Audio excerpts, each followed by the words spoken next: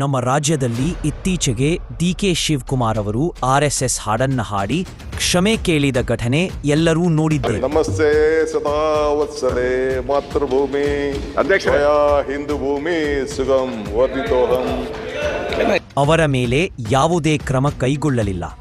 ಪಕ್ಷದ ದೊಡ್ಡ ನಾಯಕರಿಂದ ಅವರಿಗೆ ಕ್ಷಮೆ ಸಿಕ್ಕಿದೆ. ಆದರೆ ನಾನು ಒಂದೇ ಪ್ರಶ್ನೆ ಕೇಳಬೇಕೆಂದಿದ್ದೇನೆ.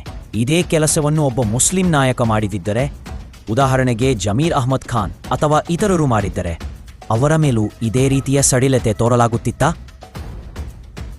ನಾವು ಎಲ್ಲರೂ ನೆನಪಿಸಿಕೊಳ್ಳೋಣ, ಆರ್ ರೋಷನ್ ಬೇಗ್ ಅವರು ಕೇವಲ ನಾಯಕತ್ವ ಬದಲಾವಣೆ ಆಗಬೇಕು ಎಂದು ಅಭಿಪ್ರಾಯ ವ್ಯಕ್ತಪಡಿಸಿದ್ದಕ್ಕಾಗಿ ತಕ್ಷಣವೇ ಕಠಿಣ ಕ್ರಮಕ್ಕೆ ಒಳಗಾದರು.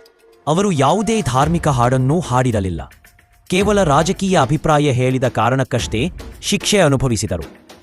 ಹೀಗಾಗಿ ಪ್ರಶ್ನೆ ಇದು: ಏಕೆ ಎರಡು ನಿಯಮಗಳು?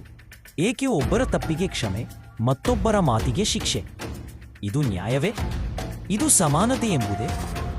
ಈ ಸಮಾಜದಲ್ಲಿ ಎಲ್ಲರೂ ಸಮಾನರಾಗಿರಬೇಕು, ಒಂದು ನಿಯಮ ಎಲ್ಲರಿಗೂ ಒಂದೇ ತರಹ ಅನ್ವಯವಾಗಬೇಕು ಎಂಬುದು ಡಾಕ್ಟರ್ ಬಾಬಾ ಸಾಹೇಬ್ ಅಂಬೇಡ್ಕರ್ ಅವರ ಕನಸು. ಆದರೆ ಇಂತಹ ರಾಜಕೀಯದಲ್ಲಿ ಒಬ್ಬರಿಗೊಂದು ಕಾನೂನು, ಮತ್ತೊಬ್ಬರಿಗೊಂದು ಕಾನೂನು ನಡೆಯುತ್ತಿರುವುದು ನೋವುಂಟು ಮಾಡುತ್ತದೆ. ಜನರು ಯೋಚಿಸಬೇಕು. ನಿಮಗೆ ಏನು ಅನಿಸುತ್ತದೆ? ಕಾಮೆಂಟ್ನಲ್ಲಿ ತಿಳಿಸಿ. ಇದು ಎಜೆ ಖಾನ್, DMS.